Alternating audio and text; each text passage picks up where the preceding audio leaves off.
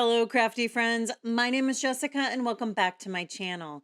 Today, we have another twist on the Color Blend series using the Simon Says Stamp Positively Saturated ink.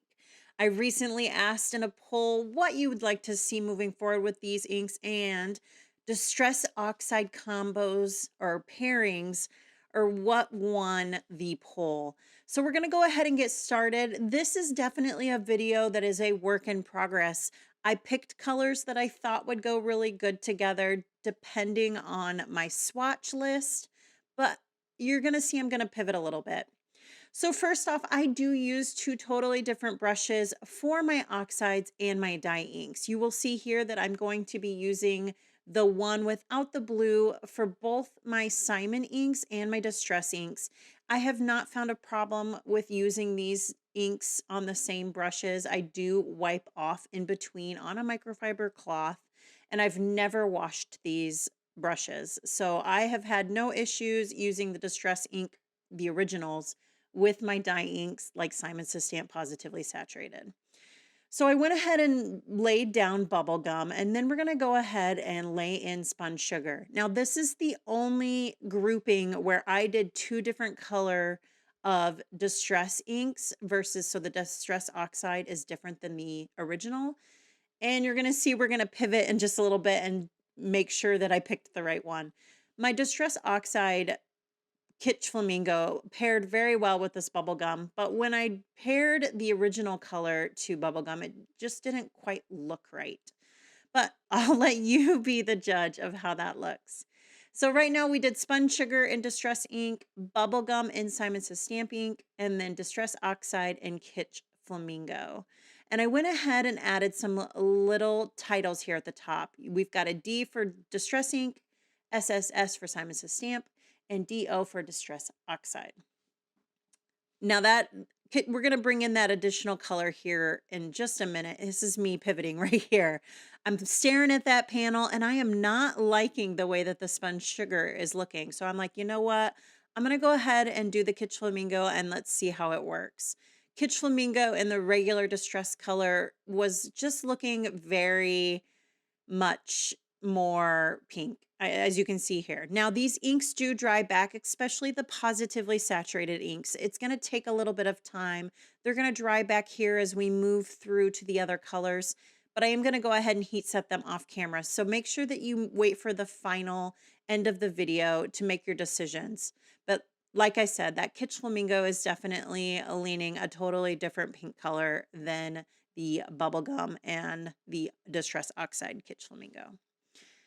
So I'm going to use this tape to go ahead and space out these little trio cards that I made. Now I do use Simon Says Stamp 130-pound cardstock. This is my favorite for ink blending, whether it's dye ink or oxide ink. And I use it exclusively, especially with these Simon Says Stamp inks. So I went ahead and I'm using this tape because it's a low tack tape and it's really easy to remove. I've never had it tear my paper, but I wanted to create these little panels so that we had the colors right next to each other.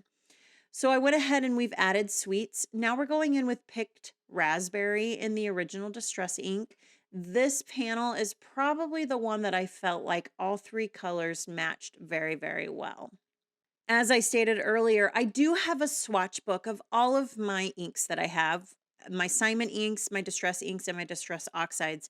So I was using that as a reference when looking at the colors to pair them. And as we talked about earlier, maybe my pairings weren't quite right in the beginning, and there's going to be a couple more here moving throughout. But this trio of inks is definitely the one that I feel like matches the most. Now that Distress Oxide in Picked Raspberry is a little bit softer, but there really isn't a pink in either of the lines that kind of all came together collectively. So there's going to be a little bit of wiggle room for these combos or trios. I'm not sure what I'm going to call them, probably trios. And just know that these are the closest that I could get. And like I said, we do pivot during this video to ensure that I have the best colors. So here we are with the third panel. This is dried marigold, melon, and dried marigold distress oxide. This is also a really fun panel, but I am going to be pivoting The dried marigold looked a little bit darker in my swatch book, and I think that's because I'm stamping for my swatch books. I have a little circle stamp that I use exclusively for my swatch books, and I'm stamping it and then doing a very soft blend around the outside. And so I was going off the colors of the stamping, which is a lot more of a saturated image versus the ink blending that we're doing here today. So I need to keep that in mind when I move forward into another video to ensure that I'm getting the best color choices. So again, this is dried marigold, melon, and dried marigold again.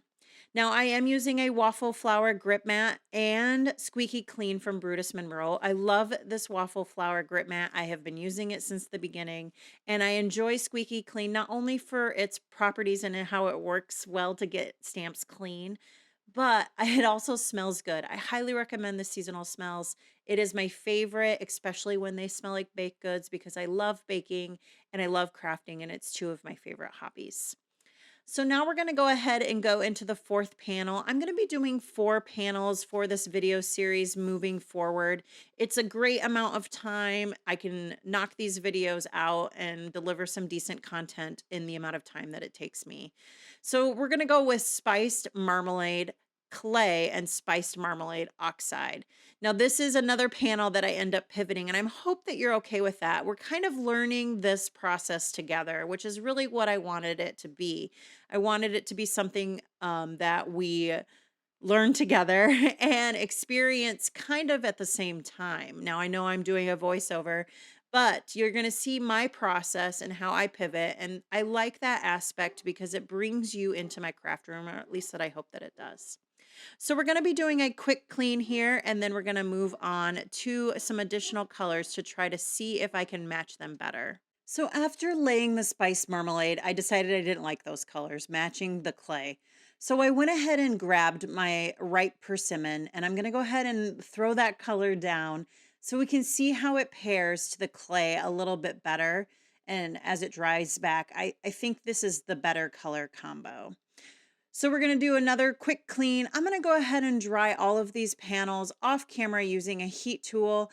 Like I stated before, the Simon Says stamp ink does dry back, and I usually like to let it dry back naturally, but for the sake of time, we're going to go ahead and use a heat tool. Now here's that original trio. I am finding that I think I like the Kitsch Flamingo, even though it is leaning on a little bit more of that reddish pinky color.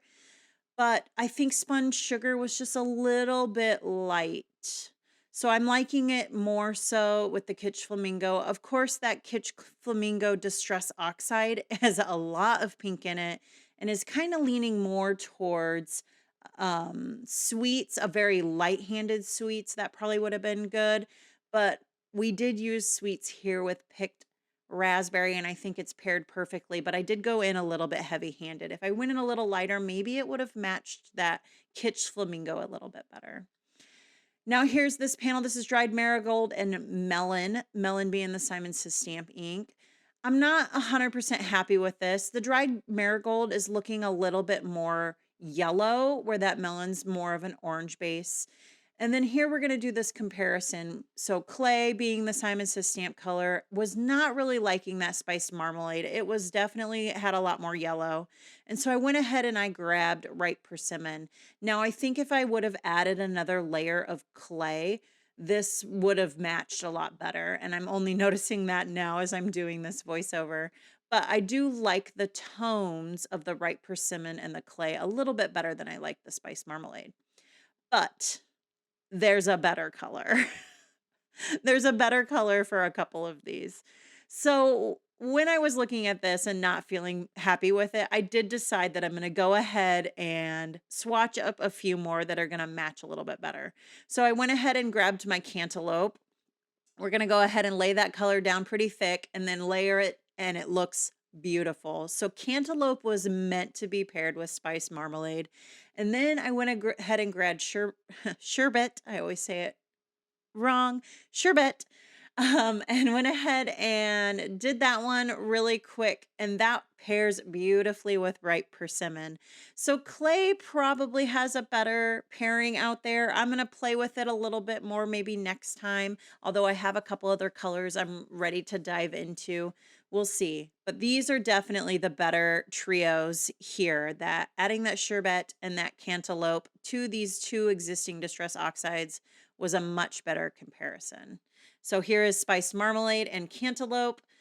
Much, much better. They're definitely more into that same kind of hue colors that they need to be in. And then we have ripe persimmon, sherbet, and then the ripe persimmon distress oxide. And that's going to be the video for today. Just to let you know, all of the supplies are linked below in the description box, so be sure to expand that. I do use affiliate links, and what that means that if you shop with me, I do receive a small commission at no cost to you. And let me know if you like this video. Give it a thumbs up. Leave me a comment below. I'm looking forward to the next one, and I just want to let you guys know to take care.